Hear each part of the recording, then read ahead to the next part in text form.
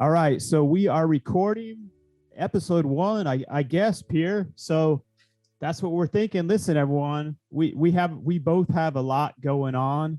You can Google us. We're not going to go through the bio and all that crap. Like stuff's been done in the past. Google us if you want to see. But look, what are we calling it, Pierre? Is it black dude, white dude, or should it be white dude? If it's white dude, black dude, then I have to worry about, well, is that racist? Because it's putting the white dude in front of the black dude, or but we're thinking black dude, white dude with Pierre Evans and Mark Minard. So let's start with that. What's up, Pierre? I think just the fact, man, that you got to think about something like that, because the way people might perceive it, I think we're just in the wrong direction in life, man. It's not. You know what I mean? Like, I remember being younger and I would look at a commercial and I'm like, yo, how come the commercials where they show all the beautiful houses and the luxury commercials, like there's no black people, like where the black people at? You know what I mean? Like I really used to think like that. And then I started to think, I'm like, why they just throw one black dude in there just to say, oh, we got someone black in there? And I'm like, wow, I keep finding little things to pick at. You know what I mean? And I'm like, yo, just forget it. Look at the person. So for me, when you say to me, like, should it be this one first or this one first? Bruh, I know you. And I know I'm joking with you too. Oh, yeah, no, I know. But the thing is some people would really like dive into it and be like, yeah, why is it like that? Well, I was wondering the same thing. So they wouldn't even make that title. They'd be like, should it be African / American / and should I be white privileged? Like they wouldn't even do this, and that's why we are doing this, because the ridiculousness, and we both have books, we've spoken, we have businesses, we got all that crap going on. We're not even getting into that. You learn about that over time. But what I love how you were just even saying that, Pierre, is like it's crazy how what you think about, like the anger you get about stuff, just seeing it, and like even that. So say I was doing, it's weird because you do what you're used to a lot of times. So say my circle and all that, I'm just thinking maybe I'm selling houses and I'm like, oh, let's do an ad. I got this person, that, not even thinking about what races are doing it. And I'm like, we got to get this out. We got to get this house sold. And so from the other perspective, it's like I wasn't even having a clue that was making other people feel like, oh, they can't meet that luxury type of lifestyle. And so then on the other end of it, you know, like it's like taking feedback with a business, like, oh yeah, crap, that's a good point. But then people do overkill where they're like, let's do a commercial and make sure we have a family that has they've adopted somehow magically every race of every, but my kids are models, have done modeling because of my wife, not because of me. They get the looks from her, and she's from Sierra Leone. You know that, Pierre. Yeah. And West Africa, which I didn't have a clue about any of that before being married for 15 years. And there's so many different things they have for like interracial, because my kids are interracial. They're mixed. Someone told me, by the way, mix is the wrong. No, I'm like, shut the hell up. My kids are my wife is from Africa. I'm white. I don't give a whatever. Like if you call them stuff we pay attention to, man. I'm not overthinking that nonsense. Like whatever. But they can have that and be in a commercial, and it could go to like either side, and they like want that. And it's weird when you try too hard, but also I could see like those intentions, like you said. I even remember the Cosby show. I'm not forget about all the other crap. I'm just talking about how when some people I know were talking about it was cool to see like more of a sitcom where the dad was a doctor and they were a family and they were the Huxtables, and you know he wasn't dealing drugs and all that. And I was like, I never thought of that.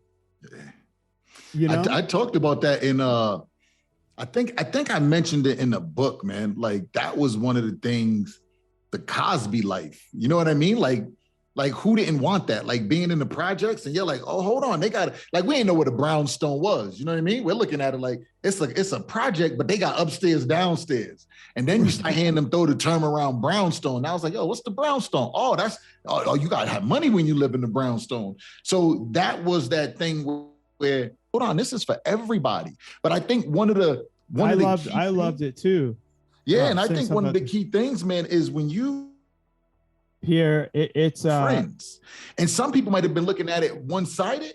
Oh, I cut you out right there, man. No, I'm just joking. It was glitching out, so I switched over.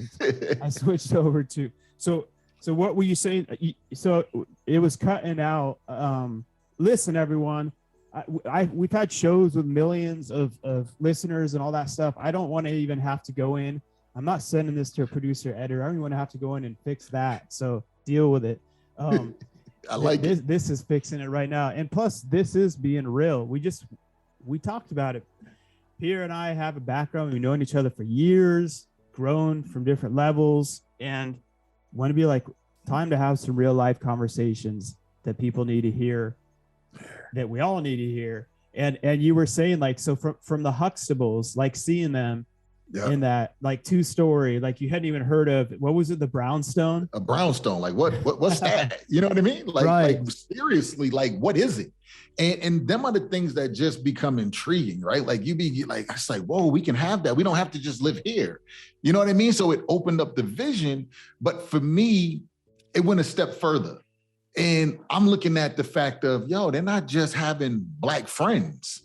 They got friends from everywhere, from you know, Asian friends, white friends, African friends, like everywhere, like whatever you think of, it came by the Cosbys. Like they was at their house, they was talking, they was eating, and it's like, hold on, life is about making relationships and working with people, and not what their gender or their nationality. It's just at the end of the day, do you really have love for me, and do I really have love for you? And if you treat me well, then that's it. Like the first time I went out to Ohio, and right. Listen, bro, you're like, yo, come to the house. Like I'm at your house with your wife, with your kids. You know what I mean? Like your family, your what? Man, listen, she made the cassava, like I'm eating, like everything was right. Like your son let me get the room. Like, you see what I mean? Like, it doesn't matter like what you are. It's like, who's your character? Who are you as a person? And The Cosby Show helped me to see that. Like, yo, all my friends don't have to be Black. And all my friends don't have to be from where I'm from. And at the end of the day, if we all come from the same place, we're going to teach each other the same thing. So where's the growth? Like, I learned stuff from you that I wouldn't have learned from my other friends. Dude, what you just said, Pierre, I was in jail at age 17. Most of my friends were, I think most of them were white. I had a couple white, couple Hispanic. Mm-hmm. But the majority were white, and 2 of them are dead. I got in jail. I had to get away. It wasn't like I got to stay around my own. It was like, hell, I got to change my mindset and the mindset of the people that I'm with, regardless of whatever their race is at all. And you know, the flip side of that is it's dangerous when any tribe tries to, it's good to connect to your tribe and know all that, but also we all only know what we know, and there's good and bad to learn from other things. And that's how we elevate. And when it's like, oh, you're selling out by becoming friends with that white dude, and you know how it was like when you were way back in the day and like in the dealing and in like the gang life and all that, and they'd be like, what are you doing with that white devil? And deep down, if you're thinking like, yeah, man, I shouldn't be, but like Inky Johnson, our dude, just so happens that like that was the white old man that was a football coach that came and started driving him to practice every day. Mm-hmm. And at first they were like, what's this guy? And he's like, that's the first time I ever rode in a car with a white guy. And I thought, you know, I was warned to stay away from him. And he's like, thank God I didn't. That guy, and it goes the other way too. And that's also the danger of sticking in that inner circle where some people, when they speak out and they're like, how could you speak against your own race, your own thing. It's like, I'm not. It's this is freaking right. This is freaking wrong.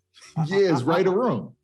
Right? It's not like, oh, you're going against this and that. No, if this idiot, like so many people, I don't get into politics, and you know that too, Pierre. And my good friend Damon Williams, I had on the show, comedian, great dude. I don't know if it was on air or off air. He's like, we were talking about Trump or something. He's like, he's like, dude, behind closed doors, like all black people just assume all white people vote for Trump. And I started laughing. And then afterwards, I'm like, dude, he's like, you know, we really do. And I'm like, that's funny, because what I hate is to be put into a box. I'm like, I don't agree with that idiot. Don't put me in the box with any of these idiots. Like, I'm me, I'm Mark. I've always been like, and I'm constantly trying to elevate and change and not think like everyone else. And I hate when everyone tries to kind of like force you to make you think you should think a certain way, which literally like enslaves our mindset versus freeing it. Yeah. And I shouldn't like you because somebody else doesn't like you. I shouldn't like you either. Right. It makes no sense. And like, I remember when Kanye was like, I'm voting for Trump, and it's like, a black guy can't vote for Trump. What the hell? Is this not a free country? And I'm not talking about politics, everyone, so shut up. But what I'm saying is, yes, anyone of any race can vote for. I hate when they're running, they're like, they've locked in the Hispanic race or the Hispanic votes. Really? Every Hispanic votes the same way? Each person should be their own person and be wanting to vote for their. I don't agree with stuff my parents vote for. We respect each other. I don't have to vote that way because they do or not. Like, I want to be like, the greatest thing is to be a free thinker. Like, right? What do you think about that? Or do you get what I'm saying? Absolutely, I do. And I think that majority of people want to think in public the way they think in private, but they're afraid of the backlash. You see what I'm saying? So yeah, growing up where I grew up, I'm on one side of town and I went to school on the other side of town. Well, before I got active and involved in neighborhood issues, I was just going to school. And I'm hanging out with dudes that now, if I seen them, we wouldn't even talk. We wouldn't talk. Yeah. And because people from where I was from was like, yo, don't be over there. And I'm like, yo, but we was cool. Like, we're playing basketball every day. We're going to school together. We're flipping quarters with each other.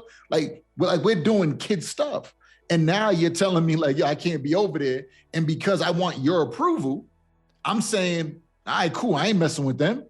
So now you get all this gap and hostility that didn't have to be there for me now becomes where I'm a part of it too. And I put myself in that because I don't want to separate my decision from the majority decision. And that's something that people take with them in life as you're young and nobody ever told you, yo, they tell you don't be a follower, but never tell you it's okay to be a follower if you follow the right person. So now when they're saying don't be a follower, you, for some strange reason, you don't get it in your head that means my decisions too. My decision can't be based on how you feel, right? My decision got to be based on what's going to be more lucrative and beneficial for Pierre. And that's why I started to hang with different people. I realized people got two groups of friends: the friends that relate to your degenerate side, and then the friends that relate to the side of where you want to go with your life. Two different ones. And you play in both fields for so long, right? And I say, yo, I'm not playing in both. I'm going to one. But there's seasons. You know what, Pierre? I was thinking about that. There's different seasons of when you need to. I was thinking about we have so many different. We have a lot of similarity. We have a lot of things we can relate to, even though we were in totally different worlds. Like when I was from California to this little town of Grand Junction that I thought would be all cowboys and stuff, but there was so much there was a lot of them, but there was a lot of other crazy like vatos there that you don't want to mess with, the methamphetamines, all kinds of, but so the fighting was crazy. And so there were some people that I weren't the best people, but I knew to become friends with some of them because they have my back, and it was almost like a survival type thing. Mhm. And deep down, I knew like this isn't the type. Even then, I knew in my gut like this isn't the right person that I want to be around for advice and all that. But when I was going to get jumped or something, and they were there, like dude came up with a bat and my guy had me. If they weren't there, so it's almost like for that season, you kind of need to latch on to what you need to, depending on what environment that you're in. Also, you know what I mean. But you have to. I'm trying to figure out like how to say it, but it's still a continual growth process where you need to know how to kind of get out of that and know that that's not a forever thing versus if you just immediately cut everyone off, you know, like, and you're still on the streets and you're selling drugs and you're like, I'm cutting you off, get the hell away from me. I'm better than you. Well, then someone might come and shoot you up, you know? It's like that transition, weird, you know what I mean? The transition it's a huge mental transition, Mark. And that's for everybody. I don't really care who it is. When you're used to living away for 20 years, right? 30 years, you're used like this is how you've been living. And now you got to break that. That's hard. Not only because you got to break your own self-doubt, you got to break your own lack of mental toughness, right? But you got to break the other people around you. You got to break that link. You can't be connected to the people around you that think a certain way, act a certain way, and want something different from you. You got to go to the other side of the spectrum. I wasn't afraid. Right. See, that's one of the things, man. When I said I'm getting away, I broke away from me first. Right. People try to break away from people. Right. You're right. People are not your problem. The problem is the way you look at yourself every daggone day. Like I used to say, listen, all I know is how to hustle. I know how to take whatever you give me, and I know how to flip it. And I'm going to stay in these streets, and I'm going to hustle, and I'm going to do this until I die. And I'm going to make a lot of money doing it. And then I started to look at the dead end everybody was running into. And then I started to look at some people that escaped, and I started to look at how they escaped. And I started to see the ones who escaped had resources beyond the local people that they was around continuously. So you hang around your people every day, and then you go hang around this other group. So let's use you for an example. I might hang around this group during the day, but I'm coming in and I'm still having talks 2 to 3 times a week with Mark. And when me and Mark are talking 2-3 times a week, Mark's giving me information that these people ain't giving me. Right. The minute I find that some of Mark's information works, my belief system now is in Mark. And I'm like, yo, my man got something different I never heard. And I try to share it with my friends. Right. And I'm like, yo, my dude told me, boom, boom, boom. And they looking at me like, man, come on, man, dude's a cornball. Dude's this, dude's that, because you don't fit an image that they're looking at. Right. And I said to myself, hold on, Pierre, I'm tired of losing. You see what I'm saying? And when I got to that point, I said, I got to break me. And when I broke me, it was easy to break them.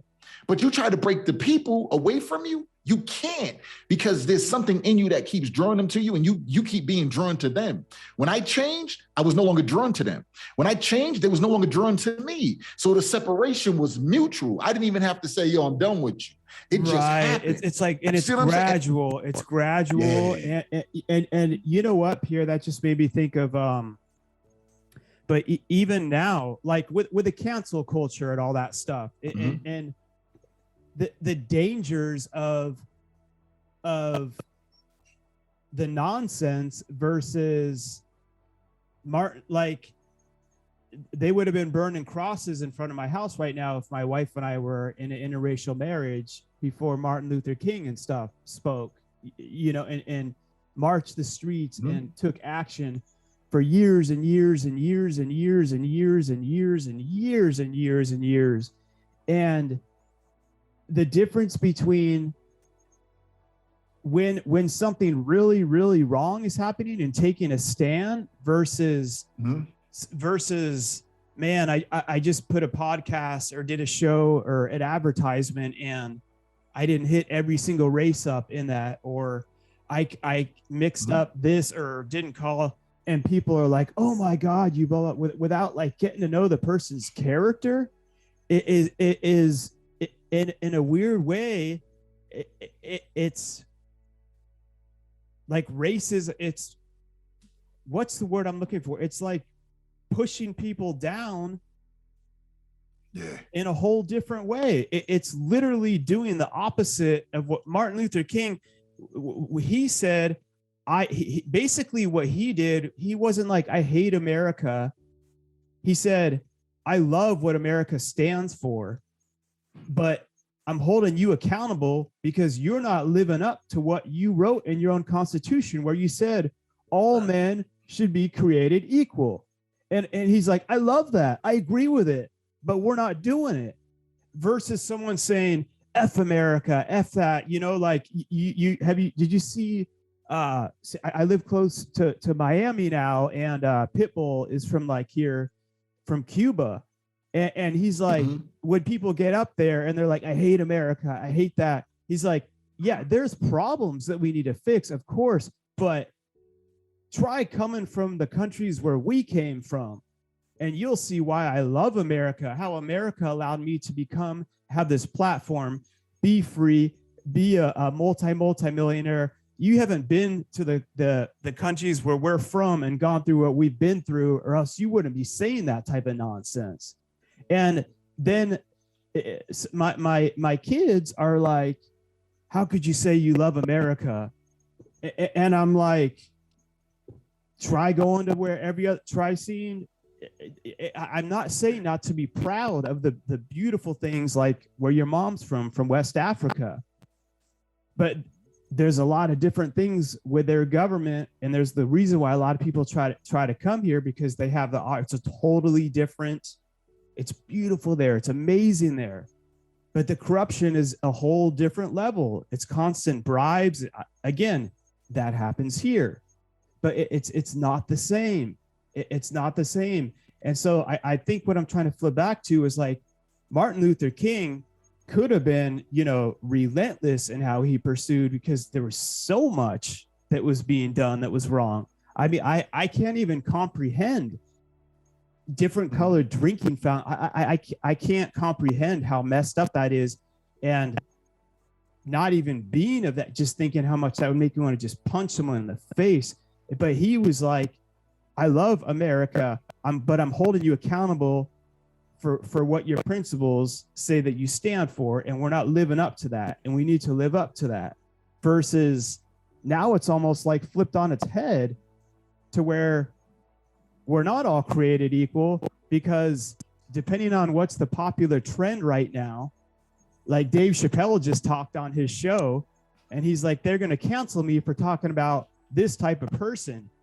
Is it possible that that type of person can be racist? Can we ask that question? Yes. Should be able to ask any question. Right. That's the problem. Is listen, and then he shares a story about a friend. So yeah, no, go ahead. Like a real friend, and that's just that's where I just try to sum it up is when people ask me, what do you think of this, that, and the transgender or the bi? I said, I just want to know, what is their name? That's what I'll call them. Hey, John, what's their character like? Hey, Sam, anything else? I do not give a shit. Are they white? Are they black? Are they Cuban? Cool. Let me learn some cool things about your culture, your food. Can I relate to you? Are you a good person of character? I just want to know your name. This is my dude, Pierre. You know what I mean? Like, how do you treat people? How do you treat me? How do you treat other people? The rest of the stuff, who cares? You see what I'm saying? Like, people be forgetting that when Martin Luther King was getting beat up, there was some white people getting beat up with him. You see what I'm saying? So it's not all people, you know? So we got to start to look. The problem is when we don't know who we are and what we want, we get caught up in all the webs that are out there. Right? We get caught up in every one, and we use the excuse like, listen, are there equal rights? No. Is it harder for some than others? Yes. Okay, cool. Go work though. Because we can sit there and we can talk about it's not right, but I can look at Snoop Dogg and say, yo, Snoop done been through it. And Snoop's still sitting there. He ain't struggling. He's living life. Does he still deal with stuff that other people have to deal with? Yes. But did he create a life for his family? Yes, right? We can look at a Denzel. We can look at an Oprah. The list goes on and on and on. Right. Don't say there's a problem, but then not do anything to add to the solution of it. So when I'm sitting there and I'm looking, I grew up in the projects, high school dropout in the 11th grade because I couldn't play football no more. Could barely read. I was on a 7th, 8th grade reading level. Couldn't write for nothing. My spelling was terrible. If it wasn't for spell check, I wouldn't send you a text message now. But I learned a skill that at any time I can go somewhere and earn a nice 6-figure income as if I had a college degree because I learned the skill that gave me a life degree. So I'm not saying, hey, there's a problem over here, but I'm not adding to the solution. So I took my skill and I want to give it to other kids that come from the areas I came from. Why? Because it's a cheat code. And if I can give you something that your parents can't give you or the dude you running around with in your hood can't give you, then that means I can create another person making 150, 200 grand a year. I can create another one, and then they can link up and they can do some bigger moves. And now it's like, yo, we're changing the dynamics of this place, not because we have it easy, but because we removed every excuse. Like, forget the excuse, go be a part of the solution, not the problem. And I just think we got to get into that mindset. And that means have the tough conversation. So this is, I'm gonna say this, right? I worked with a lot of different people, and I'm guilty of saying, man, you don't talk like me, you don't look like me, you don't walk like me, like there's no relation. You're way different from me. Right. And I would stop working with people. And I had to talk with my wife, and we really got into the conversation. And I realized that I can't learn if I'm not willing to get outside of my comfort zone. And that means I got to get with people that are outside of the space I'm in. But I had to figure out what the problem was. I was intimidated. I didn't know how to talk the language. I didn't think I had value to add. The minute I learned I had value, I'm going in any room now. I don't care. I'm listening first. When I find something that relates to my gap, no race barriers, no nothing, I got the answer. Because if I put money in your pocket, you don't care what color I am. You see what I'm saying? But I can't just take it out your pocket. But if I put it in, you don't care who I am or what I am. You just want my value. And that allowed me to build the confidence to go in any room now, man. Remove every excuse, man. I don't care, white, black, green, purple, yellow. Like, at the end of the day, man, just remove them and get to work and become part of the solution, not the problem. Well, posting hashtags is not taking full action. Like, I'm going to be real. I'm not saying it's not part of doing something, but what's your end game? What do you do? There's more people doing more behind the scenes that I know personally that may or may not ever share it. You may not even find out till they're dead, or you'll hear it at their funeral. That's what matters. Like, I'm on so many shows and interviews, and they're always like, how do you define success? What do you want your legacy to be? And my answers change over time too. And the more I think about it, I had it in my head the other day. I'm like, I want my tombstone to say, I fought the good fight. That's what I wanted to say. I fought, not I'm fighting the good fight. I want to die knowing I fought the good fight. Mark Minard. And I did all I could do with the lifetime that I had. You know, that doesn't mean I don't screw up. That doesn't mean I haven't done stupid things. We all screw up. We all learn. And if people are going to be real and act like, look, we all have different forms of prejudice because we only know what we know. So you base stereotypes based on what you think you know. And the only way to break out of those is what you just said, Pierre. Get out of your comfort zone. You're going to meet some white people that are going to be a-holes. They're going to be idiots. They're going to say some stupid things. And you're going to meet some great white people, because I know a lot of white people that are idiots. I don't get along with 99% of humanity. I meet some black people that are great people. My wife's family's from West Africa. I met some that I'm like, okay, please stop talking. It's a human being. Yeah. And so look, if I was afraid of the cancer culture, they'd be like, did you just say you don't like black people? No, I said, I met a person that I didn't like.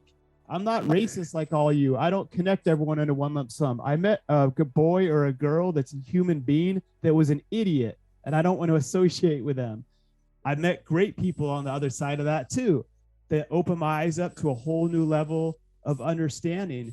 But we can't get there by hating each other and trying to cancel. If someone just took that little clip out of it, they could flip it in 100 different ways and be like, that guy's a racist.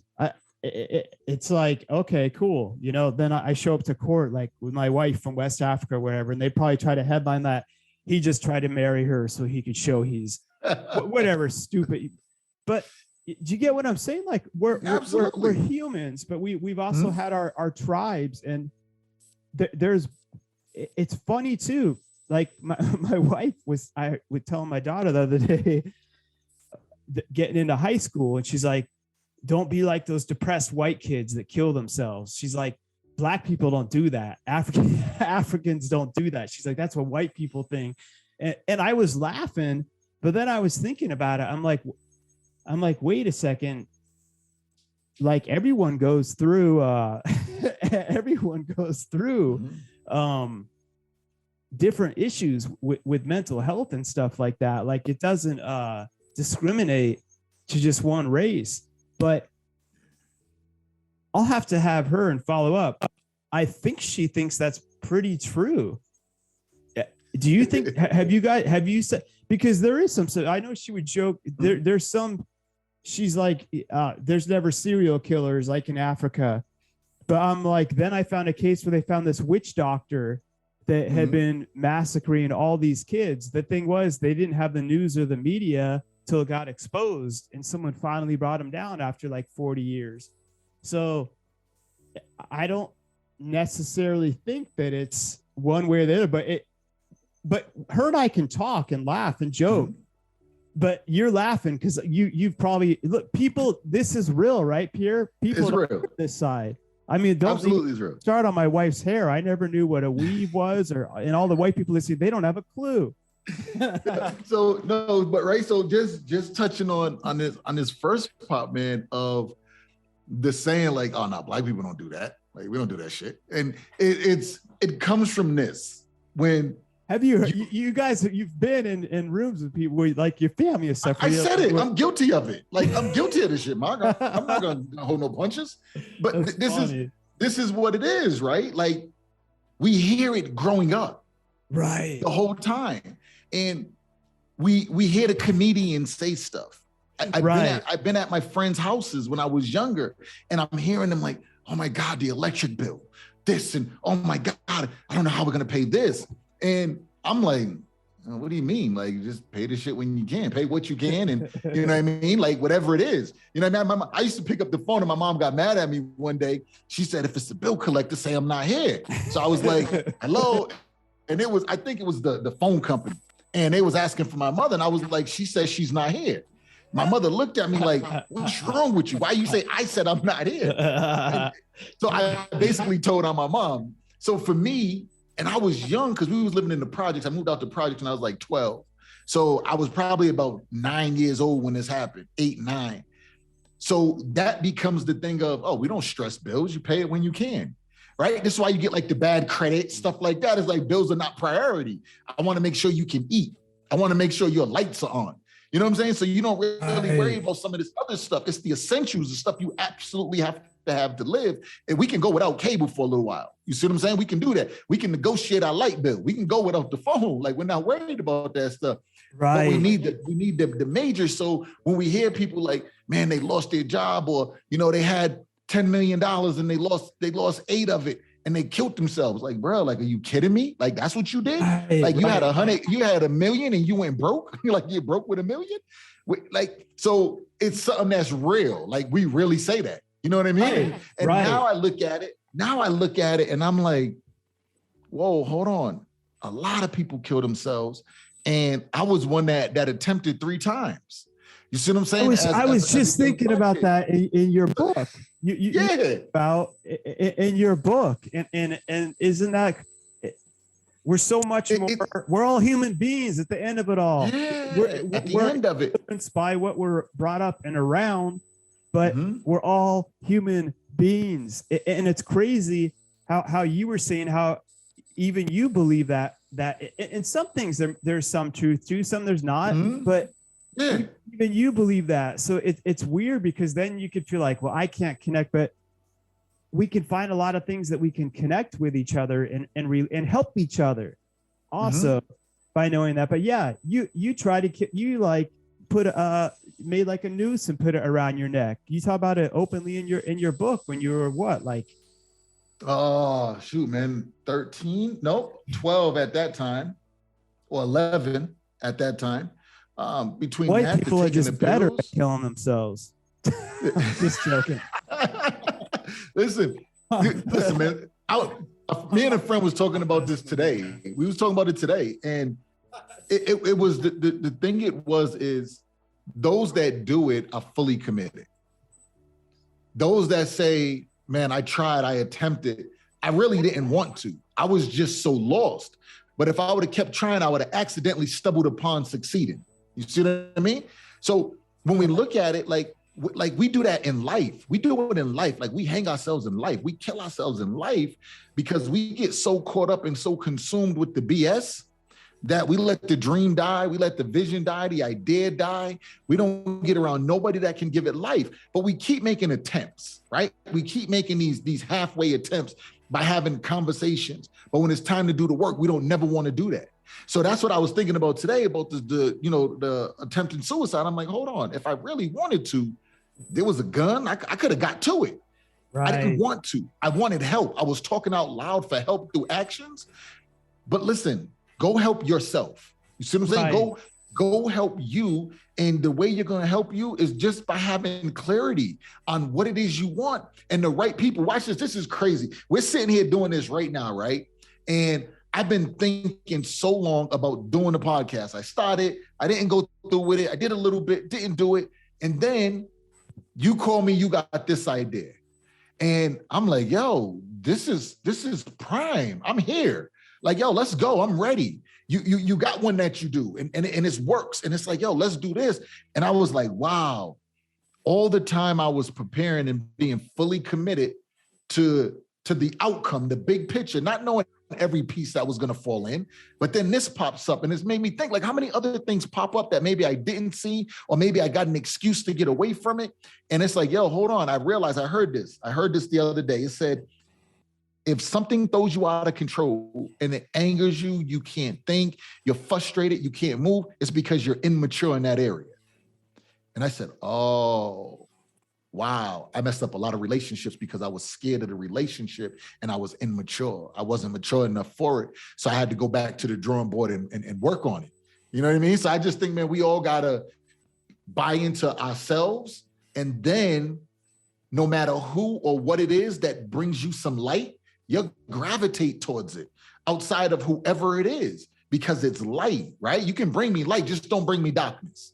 But we take darkness because we're not focused on what's going to give us light. I'm making sure this mic is on. God, what you just said. Listen, it's called having healthy conflict. To argue, like you said, emotionally immature. Here's what emotionally immature, I don't have any other word for it, pussies, because that's what they are. They cancel people. Yeah. Yep. People that aren't complete freaking pansies talk about it and say, how can we actually solve this and understand each other? Depending on the level of what's really going on. If I go out and murder 20 people after the show or something, obviously put it in context. Yes. Throw me in jail.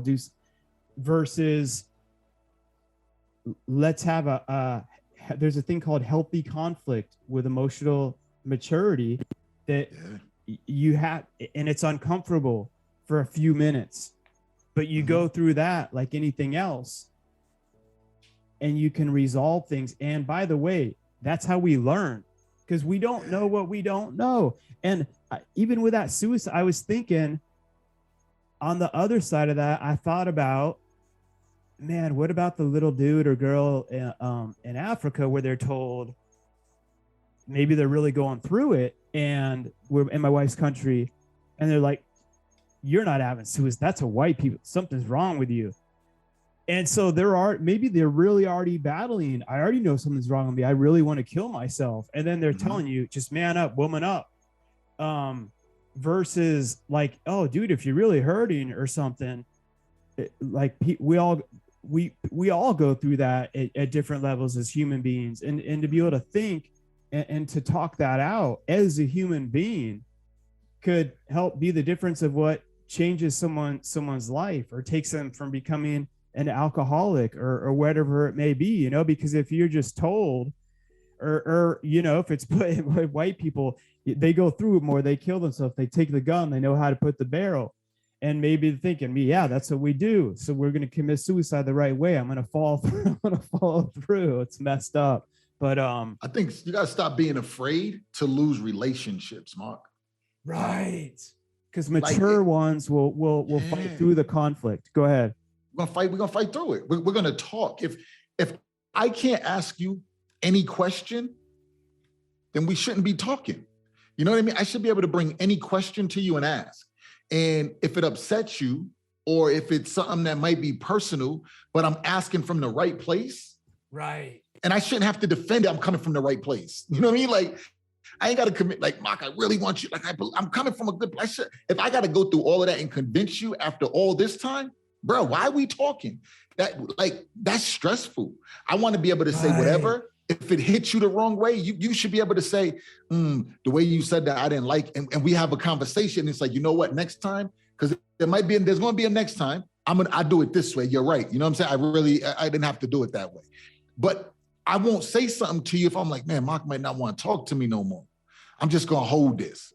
But now I really can't be your friend. I can't say, yo, that's my guy, because I'm afraid to talk to you. That's like being afraid to talk to your spouse. You see what I'm saying? Like, right. We can't. Well, that's if I lose you, you wasn't marriages, mine. Because they, in marriage, they think if we're having a conflict or an argument, you must not be my quote, like soulmate.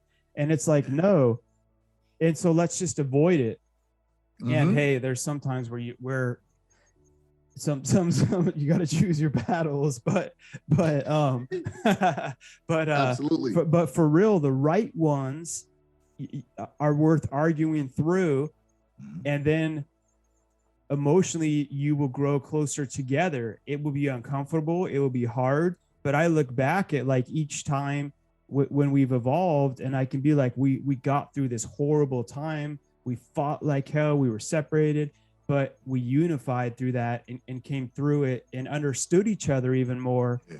But it was a process, and it would have been easier in that moment to give up. I've wanted to. And it's the Absolutely. Same with any of these like discussion. You know what, Pierre, you just made me think of something I've never publicly said to anyone. We've all been in our heads probably more than ever throughout this COVID thing, especially like that one pretty much full year where almost everything was shut down. And all we're doing is, even me, I don't have time to be on social media unless I'm posting what I have to post, and I'm doing that. And even I was catching myself getting in those cycles, and it's weird because you feel your heart beating. And you're getting, and then I start overthinking everything. And I remember even once I was texting you, and it was just a normal thing. And I'm like, I swear to God, Pierre, and you'll laugh because you know me well. And I was thinking, with all that's going on in the racial tension, that if I send this, that is he gonna think that I'm the? And I had to pull back and be like, what the hell? Like, I've allowed that stuff to contaminate. Yeah. Versus I'm just trying to send this to Pierre to help so we can move on, help his business, help my business. Like, if there's a devil, those are the details he's in, and people think we're helping, we're standing up. But on the flip side of that, if it's contaminating you to have to filter yourself to try to think what you say is right versus what's going to freaking help someone, then that's worse. So it's like, let me try to think what Pierre wants to hear versus what I know him and love and respect and needs to hear. And he could be like, dude, with what's going on, Mark, now I think that you don't believe in rights for this and that, and which you wouldn't, unless I said something really, we would talk about it. But like, I'm being open with you, like, because we said on the show we're going to be open. I've got to be open and vulnerable. And I swear to God, that came across my, I started overthinking stuff with my wife. I've been married to for 15 years.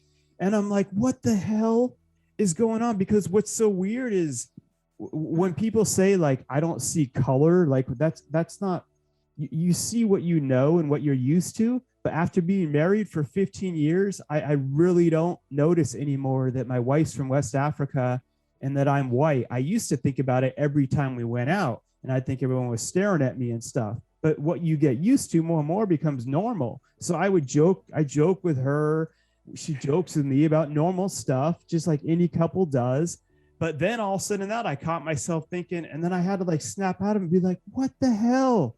And that's like the other end. And like, did you, if the show cuts, I need to plug this battery in, but I want to ask you, Pierre, like being honest, because I want to talk about the toxicity of the wrong side of this stuff versus, and I'm not saying there's not real things that we need to problem solve, but did you find yourself getting down that wormhole where you found like the old version of you of stuff that you've like emotionally evolved beyond, like getting mad about and have to be like, you know, like, this is a F, you know what I mean? Like where you were pissed off about something with white people or whatever, that you were like, man, I hadn't thought that way for a long time. Why is this? Do you get what I'm saying? I'm trying to say it in a some type of way of like where that came to me, where it was like, what? Like, why am I thinking like that? Pierre's my dude. Like, I'm going to send him what I'm going to send him. What the hell am I? That's nonsense.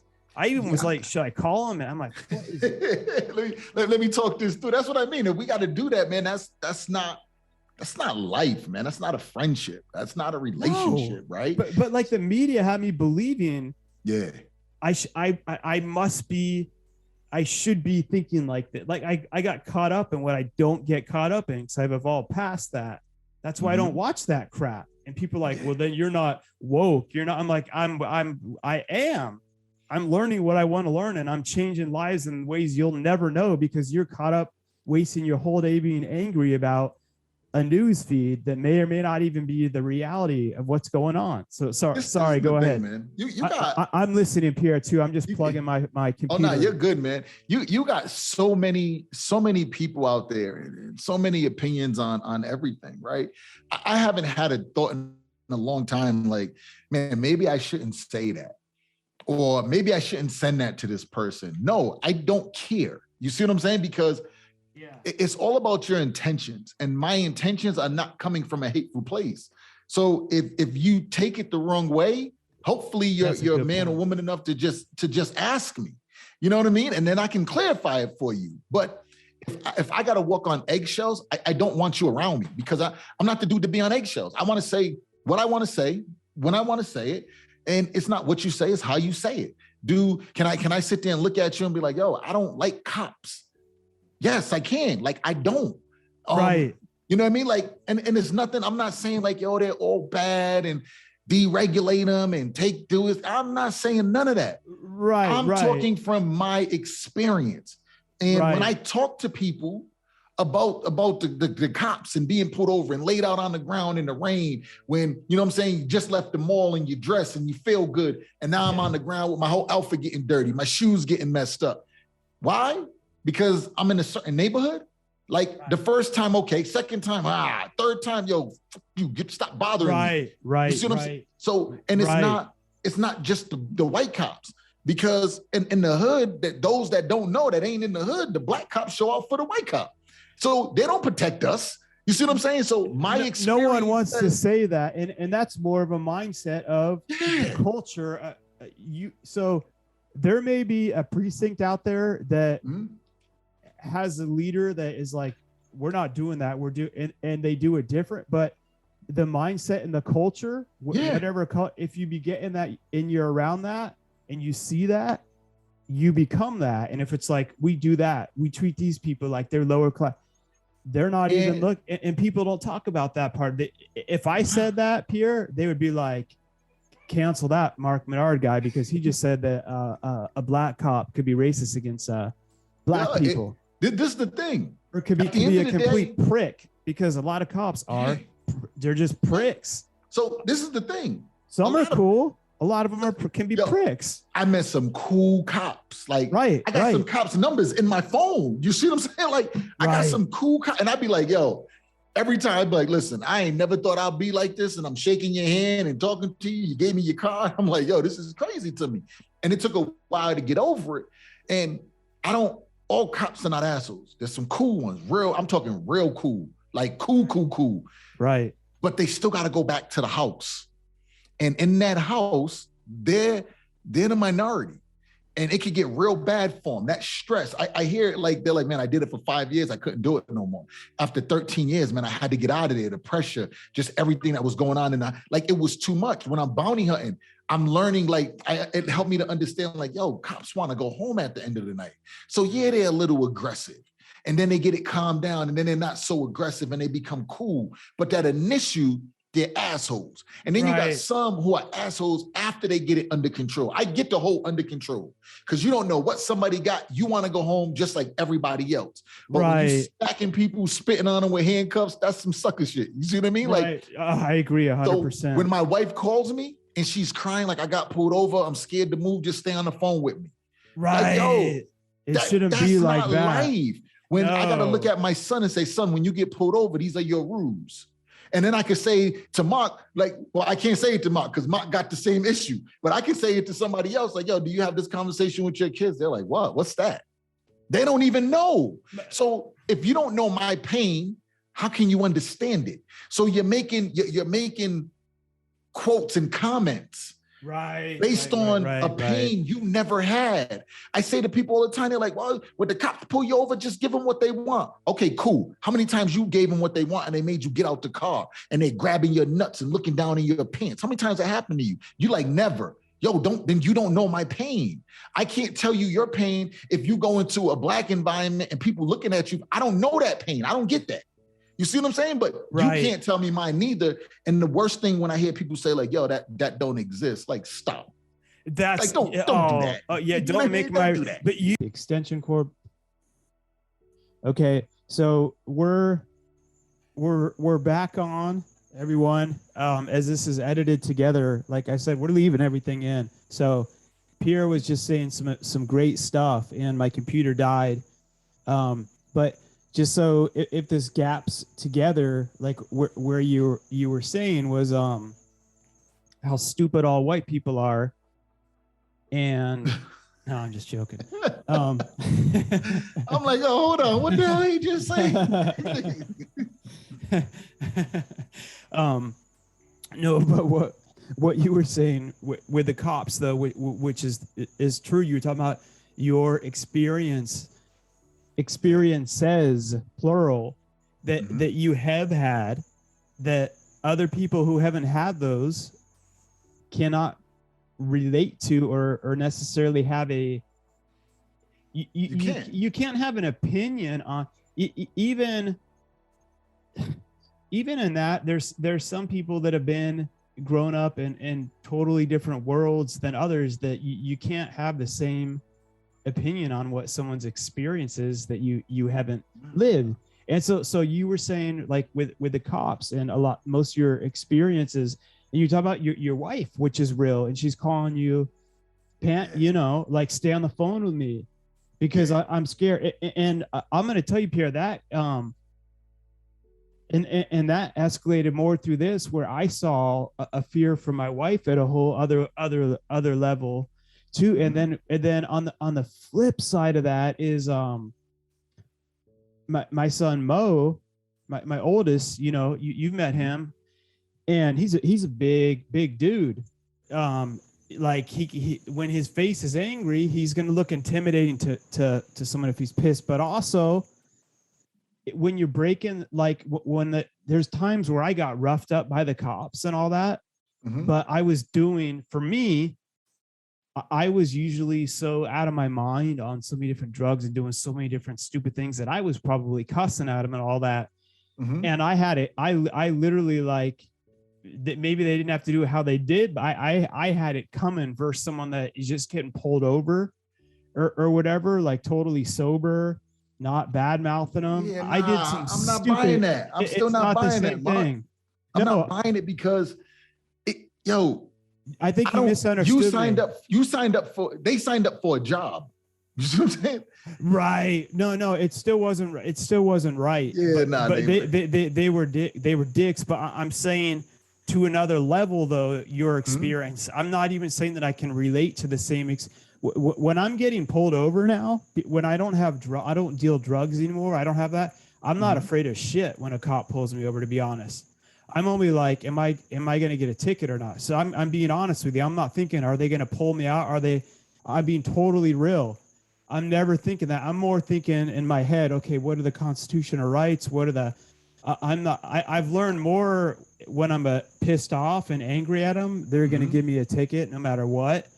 And if I try to be as polite as I can, but I can't even comprehend or relate to putting my hands on the board and being like, are they going to pull me as a grown man?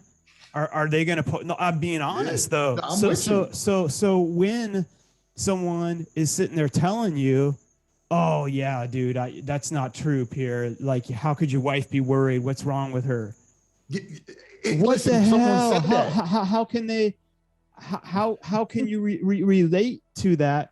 Because that's what you were saying. And like with my son, I was teaching him like, look, dude, Mo, like me, like, yes, there can be idiots out there, but also if you're drinking and driving and you get a DUI and your blood alcohol is so high and you get a ticket for that and in jail, that's not the cops being racist.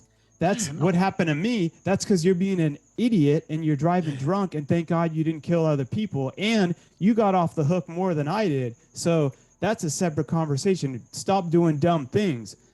Absolutely. But yes, if a cop is totally for no reason, but I'm like, but I said because there's levels to this. Cause I'm like, if you're angry and you're saying every cop's like, but you're constantly breaking the law, I'm telling him, and doing drugs and selling them, the cops are going to get you in trouble for that stuff. And that isn't necessarily just going to be because it happened to me too. I'm like, first stop doing all that. I'm not saying all that other stuff isn't real, but this isn't helping your case, man. I'm like, stop breaking the law and doing all this illegal shit all the time. And your life will get better either way. So let's get that thing out of the road. So that's a difference than your wife who's innocent and like, I'm afraid being pulled over. You get what I'm saying right there?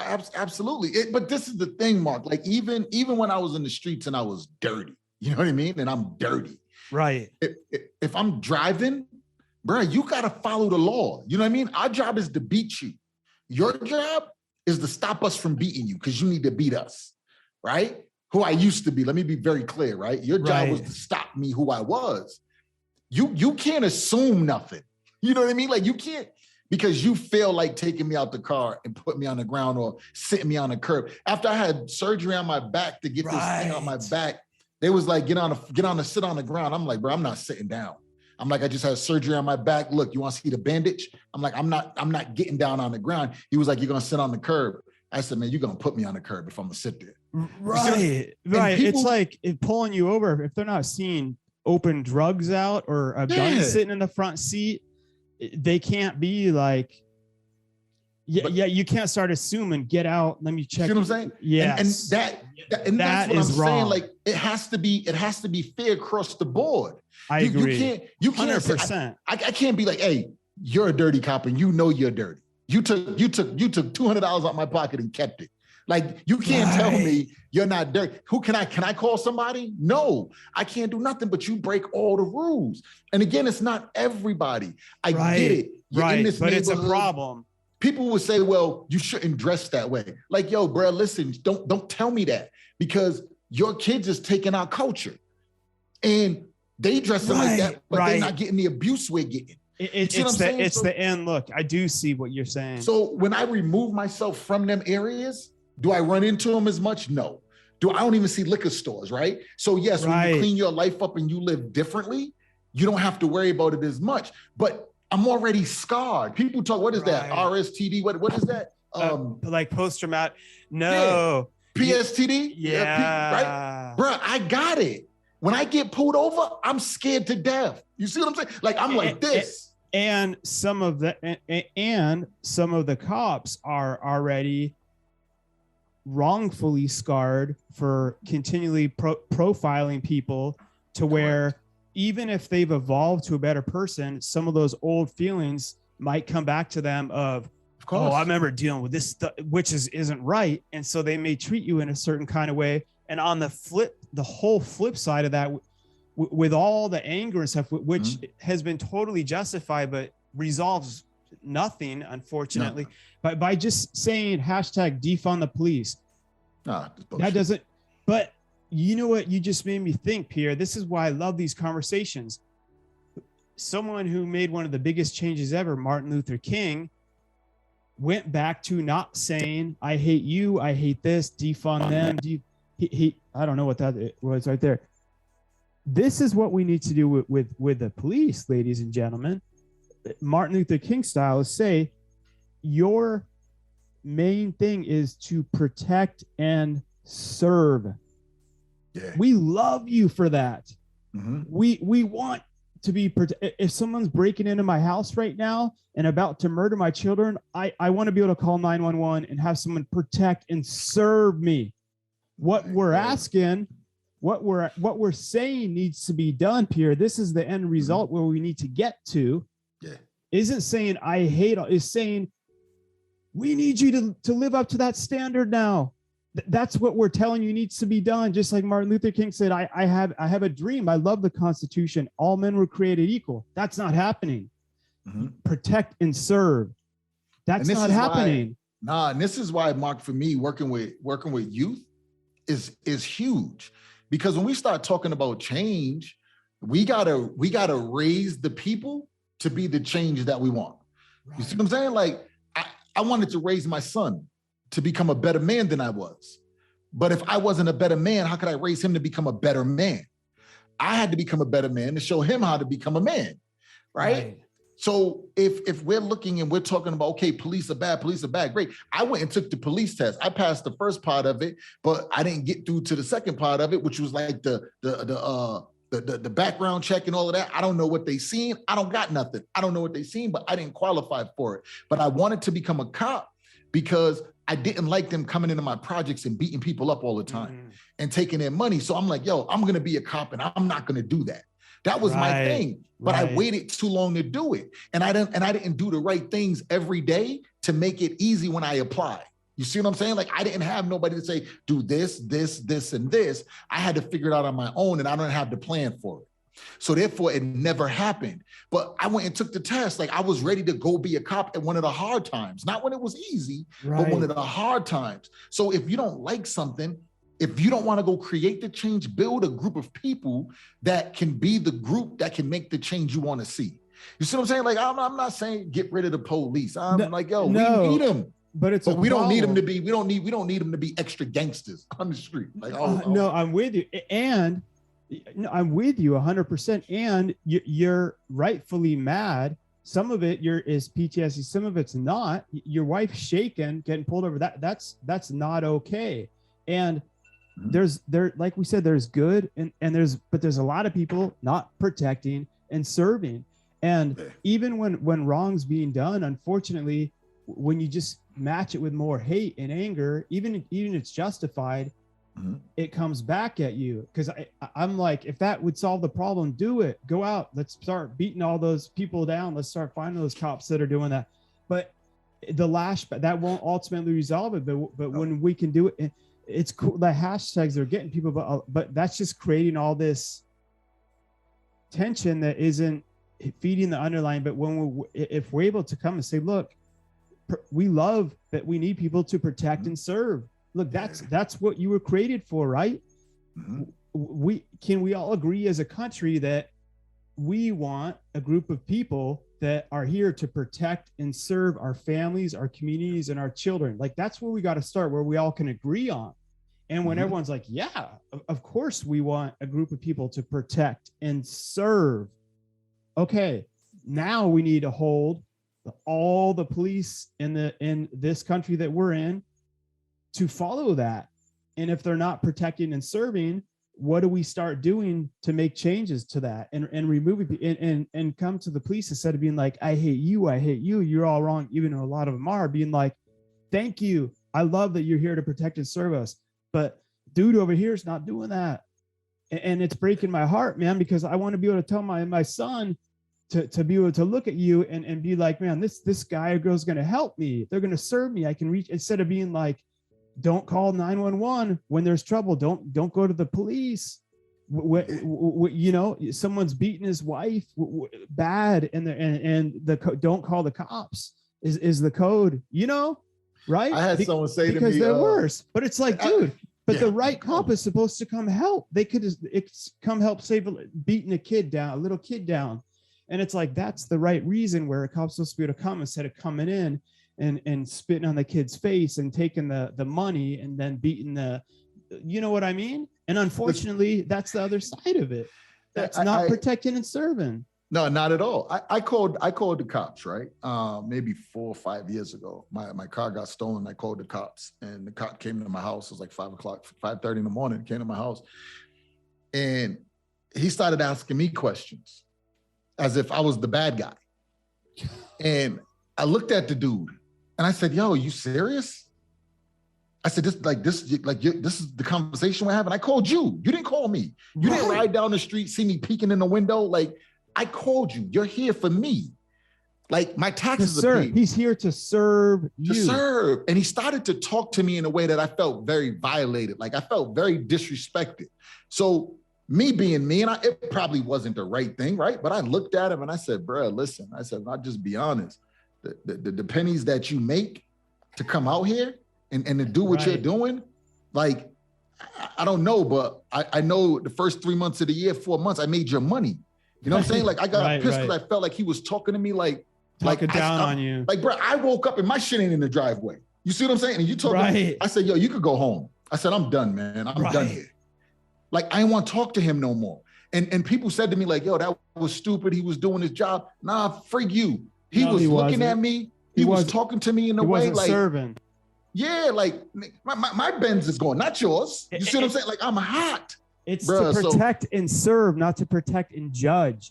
And when he comes in judging, is not serving. Look, you call 911. This is the realest thing that we've been talking. Because you wanted someone to help you and do their job. Yeah. Look, we're all for that. We all agree on that. But when you come in and you're being a dick and you're not protecting, you're judging, and then all of a sudden belittling and saying this and that, we're not going to want to call you anymore. Not at all. And I had said this story to someone, and it was like, well, you should have just answered, did this. I said, listen, I hear you. No, there needs to be a retraining. Like, question, am I protecting and am I serving? You know, it's just not the first time, Mark. You see what I'm saying? Like, right. No, do you know how many times it happened? And this is what I be trying to get people to understand. Like, how many times you walk down the street and a cop pulled up on the side of you and said, put your hands on the fence, give me your ID. You're like, bro, and you doing it. And then you're like, yo, for what? Like, why? Like, why you pull up? And then like, do it now. I'll bring you down and we can do it there. And you know they're going to bring you down because they know you ain't got nobody in power to call. You see what I'm saying? And now you sitting there and you like this and you getting checked.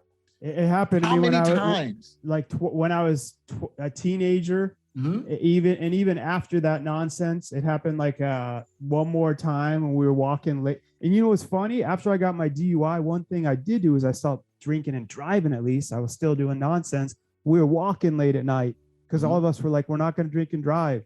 We were walking to go to like the 24-hour wiener dog.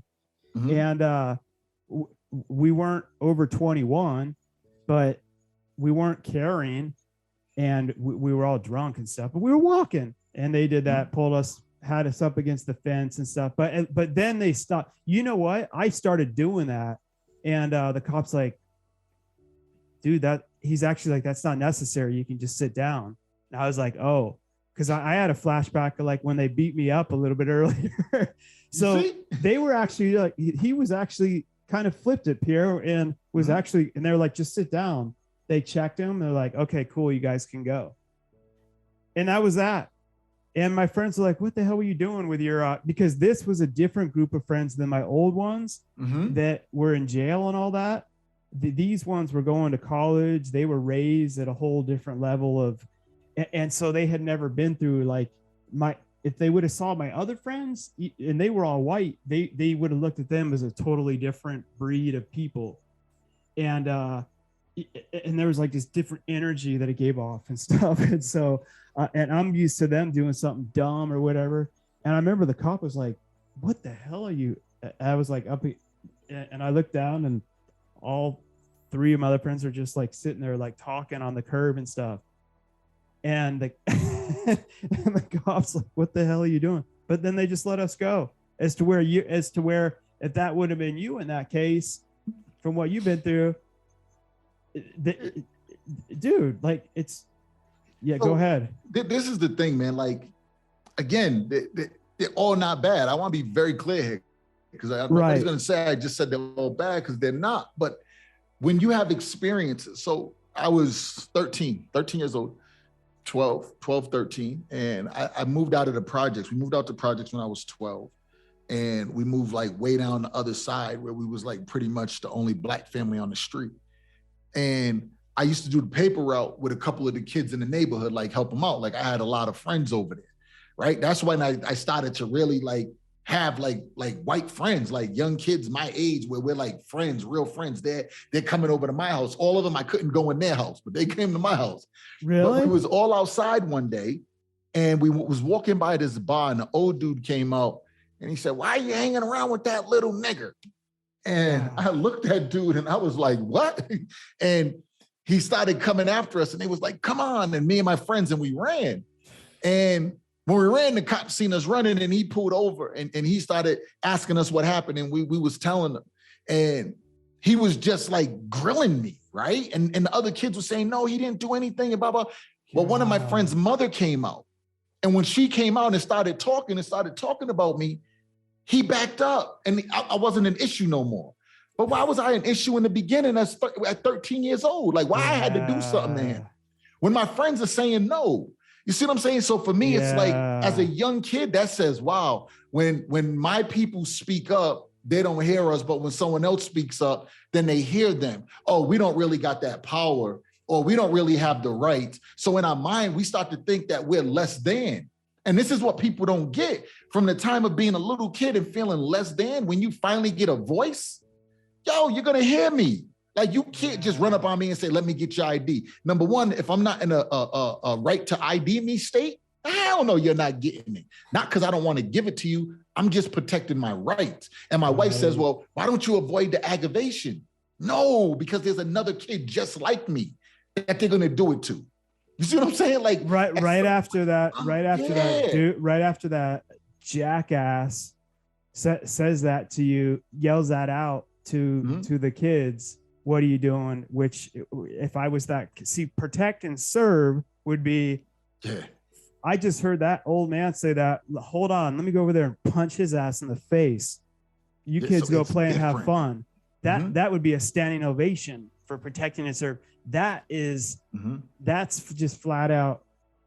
And there's always going to be idiots.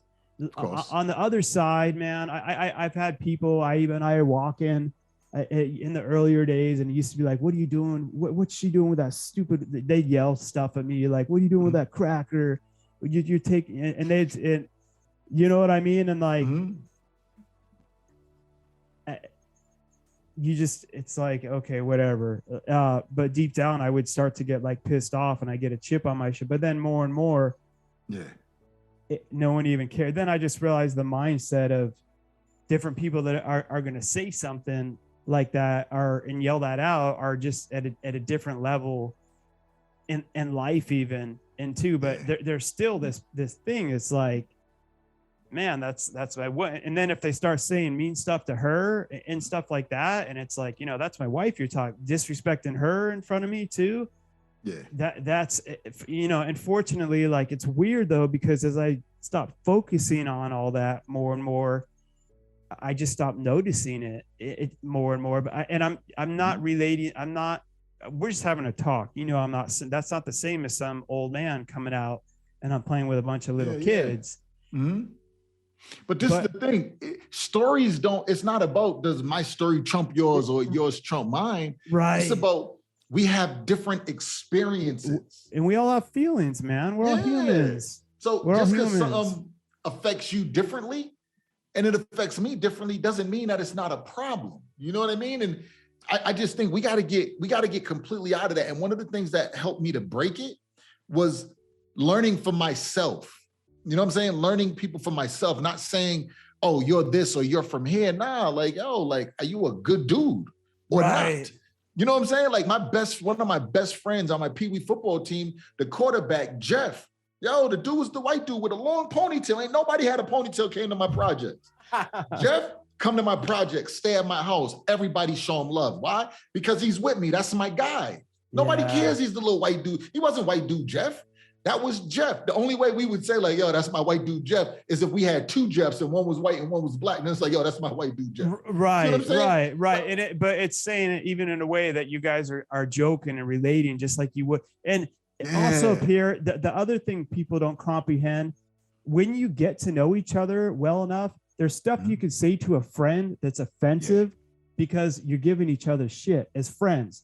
Correct. So there's things that I would say to you as a friend joking, knowing you would know that I was joking, that you shouldn't just go openly say out on the street to someone that could take it the wrong way, not understanding who you are. My kids and I will joke with each other about stupid things and them being like mixed and me being white and we'll, but they know deep down, I'm obviously not like, I'm always about meet people, get to know them, get to know you. I was making some stupid joke with them that they would like cancel me if it was on. And I was like, they were talking about, because they were mixed. Some of their friends that were white were asking them, like, she said she really had one friend asking her, like, would I be able to like rap and say the N-word? And I'm like, what the hell? Why are they even asking this stupid? And I said, actually, then I made a jump. Like, now that I think about it, you guys are mixed though. So you're only allowed to say like the N-I-G-G-A. You can't say it with a hard R. And if I say, obviously, I'm being stupid, but I'm like, now that I think about it though, because you're mixed. Now Mo can say it because he's full Af. He can say it, but you guys got to get the middle. You can't. Obviously, I'm being dumb as hell, and they were we're all laughing, but in the wrong context or something. It's so stupid because the fact that we're joking and just being stupid is showing the real humanity. And that we're totally comfortable and none of us think it's okay to be racist. And why would you even, what a dumb, go focus on a lot of other goals in life besides wanting to I can't relate to that stupidity, but it's just like, I can joke like that with people that I know well. Like we were just watching Scary Movie 4 and I don't know if you remember one of the Wayne's brother moves next door to this other like Hispanic comic and they're both totally racist. It's so funny because like, but someone would take a clip off that the wrong way and be like that. Instead of making it like a talking point or a learning point. He saw the Hispanic guy next door to him mowing the lawn.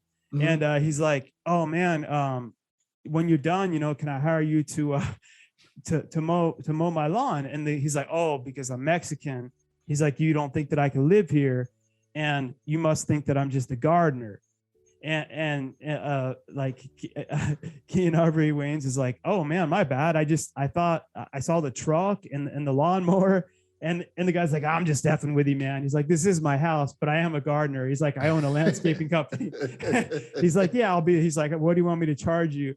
And he's like, and by the way, man, when you guys moved in, he's like, I didn't tell the other white families that you were coming, that it was going to bring the property values down because we didn't want, he's like, and they're both, they're being stupid, like messing with each other. And like, There's one part where he like kills a chicken, and the Hispanic guy is like, what should we do with it now? He's like, oh, because I'm the black guy, right? I should know what to do. The next thing he's like, the Waynesboro is like grilling up the chicken, and he's like, I knew you could make it the right way. He's like, yeah, actually I can't. But they were just being stupid. It was yeah. And I was cracking up. I'm crying because, but someone could tape that and be like, that white guy should not be laughing at any of those jokes. It's comedy. Like, it's so stupid and cheesy. It's meant to be a joke. It's meant to make us laugh. They purposely push those boundaries to make you laugh because it's stupid and create conversation. Right? It's right. Comedy is a funny way of telling the truth. And if something doesn't hurt you, why would you react in a harsh way? Right? Like if you was like, yo, Pierre, you're a rat. Like, yeah, all right, hey, cool, whatever. You see what I'm saying? Like, bro, I'm not a rat. Like, I'm cool. Like, I just think, man, we as individuals, I think as individuals is where the focus needs to be at, right? No matter what it is, no matter what we're talking about, become comfortable in you and who you are, and remove, and I'm not saying like race doesn't exist, it exists. Of but course. Don't stop judging people on that. Stop saying, you know, would this person help you? Or listen, I don't had white people help me more than black people done help me. Then I had some black people help me more than some white people, but I had some black people just try to destroy me, as well as some white people. Like, yo, find who you are and just stand on your own too. You know what I'm saying? Like, stand on yours and be comfortable with who you are. Be comfortable being you. Be comfortable saying what you want to say. Be comfortable standing on your side of the fence. You know what I'm saying? I think so many times people want to be on the middle. I'm not on the middle with no fence. If you ask me a question, I'm telling you where I stand with it. I don't care what the question is. Don't ask if you don't want to know. You know what I mean? I just think you know what I'll never forget as we're ending this, as to Pierre, something I remember, and I love this. This is why I tell Aiba this all the time. She constantly tries to drag me into politics, and I have to sit down and be like, you don't get it. I don't give a F. You got the wrong guy about politics. When I'm gonna be president, I'll start talking to you about my campaign, if that's what I want to do to change the course of it. In the meantime, I'm focused on this of what I'm going to do I'm not getting in all that. You got the wrong guy. I don't care, because I'll vote for whatever. I'll weigh the facts in, this moron or this douchebag or this, but I'm not going to get into all that. I'm not going to have 6-hour conversation with you. I got to focus on my business, on the people that I'm helping, on the lives that I'm literally changing. That's my focus right now. I'm not going to have that. You got the wrong. But she's like, but I know you think. No, I don't care about that at all. The truth is, I don't think about it, because I'm thinking about all this other stuff that I'm working on. But I remember I asked you when all the stuff was going on, something with Trump. I'm like, if you met him in person, like, what would you ask him right now? And you're like, oh, it's easy. How did you become a billionaire? And I'm like, that's what I would ask him. I'm like, I wouldn't even be. That's a different mindset. What am I going to ask him? How'd you become white? Like, yeah. Or what do you think about the vaccine? Oh, okay, great. Nah. But you've been really good at this one thing. I want to learn this knowledge that I do know that you have from you. And the fact that you have that mindset, there would have been a time in your life where if you told that to some of the wrong people, they would have been like, what the hell? You're going to use your time to ask him that? What about the blah, blah, the race? And it's like, that's a totally flip. I'm on that with you. That's what I would be saying. And my wife's like, how would you not be able? I don't want to learn. I don't, because he's an idiot and all that other stuff. I don't respect him in any of those other areas. I think he's right. Again, when we're just going in and saying, you know, okay, this is a problem. Where's the solution? I know that getting the information to become wealthier will allow me to help more people and share the information. Right. So if I get the info, if I become wealthier myself, and I let that trickle down, and I share the gain with other people and let them become wealthy, right? Other people, let them become wealthy, and they share with other people, you're changing the world, right? You're changing, forget the world. Everybody's caught up on the world. You're changing the street. You're changing a changing neighborhood, one mindset at a city, time. Yeah, a state. You know what I'm saying? Like you're actually being an impact now. But when you got two people that are broke and broken, you're broke and broken. You're the double B. I gotta write that down. Double B. You're broken, broken, right? Yeah, double B. So if you're broken, and you're talking to somebody else who's broken, 1 + 1 is 2. So you got two broken people. Now they're having a conversation. Now you got two of them. Them 2 talk to another. Now you're at 4. Them 4 talk. Now you're at 8. Them 8 talk. You're at 16. This keeps doubling. Right. So now and nothing changes. Nothing changes. You're like, yo, I just want to be in conversation. And guess what? Dude's still becoming a multi-billionaire. Because it's like, but what you're saying is, oh my God, okay, let me get to the core of what I want. Here's what I really think about the news, but I don't get into it. Mm-hmm.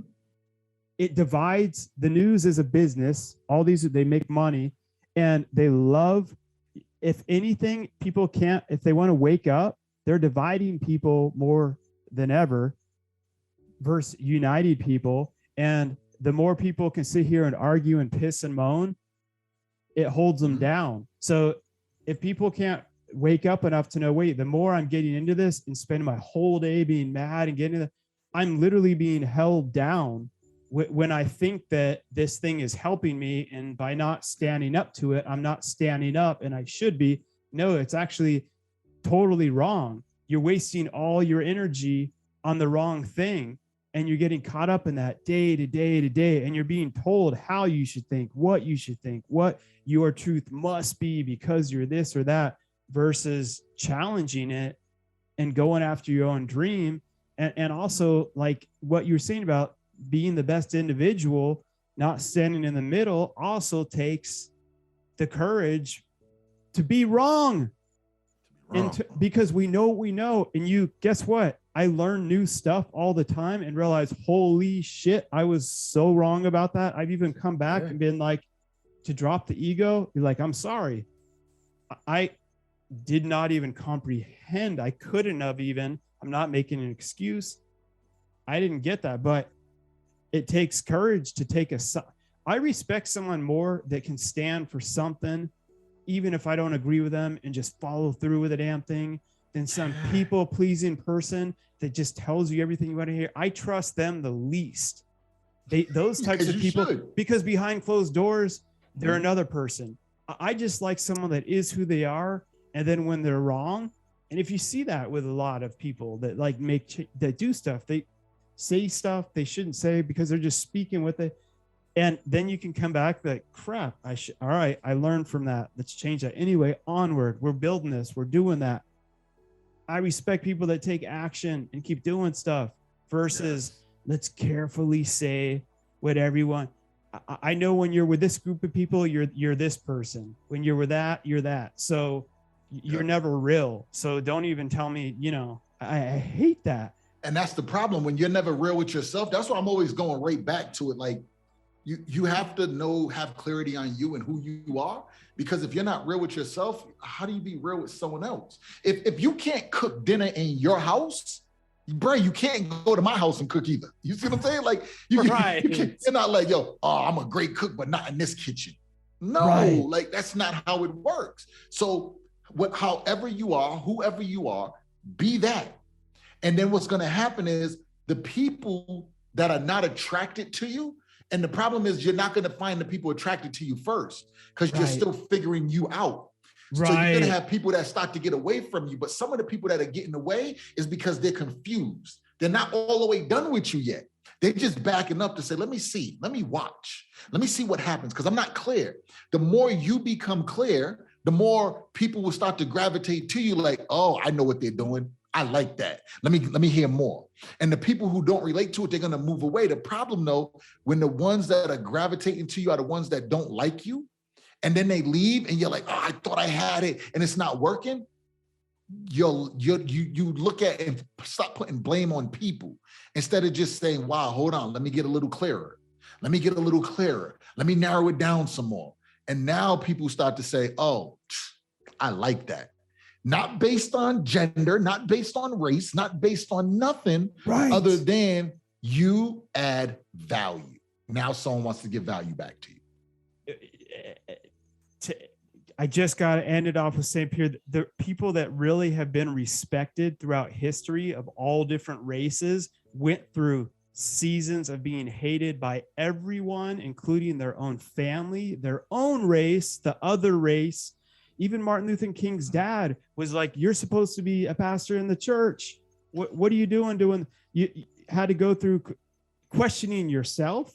You don't think he had doubt of, is this thing, am I doing what's right? Had other like thought-provoking people. Malcolm X for a while was hate, but then they all grew and developed. If you read his autobiography, man, there's a good example of, it shows his inner thoughts of someone growing, and you literally see like a transformation of a human mindset go from, and it takes you, I love that. That's like a huge transformation of, and it shows us the possibilities of it all too.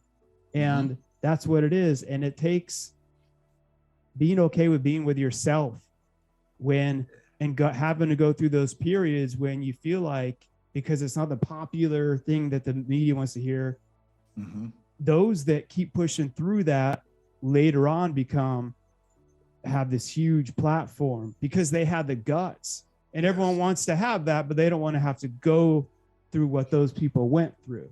You know what I mean? They just want to have something go viral and think I'm going to no. That's why respect is earned, and you got to get bloodied and get your own scars and go through it. But that's what it takes. And most people don't, they just don't want that. They want this, but they don't want to have to go through. And it's easier, even though things are wrong, it's easier to blame them. Even when they're true, it's still like, so what? Now what? Like, that is wrong. That does suck. Now, what are you going to do though? Because you know that sucks. Okay, complain about it all day, or keep doing and keep making, like you said, it's like, not the best revenge is becoming the best version of yourself. So then you've got the abundance and the power for your family, then your community, then beyond the community, then beyond that. Yeah. And that goes through developing yourself. That's beyond any race, any religion. We'll get into that in another episode. But yeah, man, this is good stuff. I appreciate it, Pierre. No, I appreciate it, man. I'm looking forward to it. I'm like, man, there's so much more. Like, yeah, it is. I'm looking forward to it, man. I can't wait. I'm excited about the whole thing, man. It just here's what I want to tell the audience too. Pierre and I, and what I learned, the longer podcasts go, people think it should be short. The more relaxed you get, you forget where we're recording. It's not like you're acting fake, but you're thinking about the more relaxed, the real. It's like your thoughts aren't blocking. And what I want to ask all the listeners, first of all, write us anything. Love, hate, challenge the hell out of us. I love that. And if we're not continually like challenging ourselves each episode and pushing ourselves to go beyond all the normal crap you hear, the regular conversations, call us out. Like we were saying, our goal is to get canceled. Can iTunes handle this for a full year? We'll see. Because can they really handle the truth? Do they want it? Maybe if we get canceled, that'll just make our show. That'll just make us blow up even more. We're like, going underground, then, baby. I'd be researching, why did that show get canceled? Should pull a 50 Cent thing and make a thing cancel us. Get some media attention. But you get what? So everyone listening, I'm being said, like as we're doing this more and more, Pierre and I should be always opening up, always getting into these topics that you don't hear talked about, except in that stupid middle ground, and always challenging ourselves. That's our challenge to ourselves. It is to be pushing ourselves to open up and talk about this stuff more and more. So yeah, man. All right. I'm gonna shut it down, everyone. God bless. Thank you, Pierre, my man. Appreciate you, man. Have a good one, everyone. All right.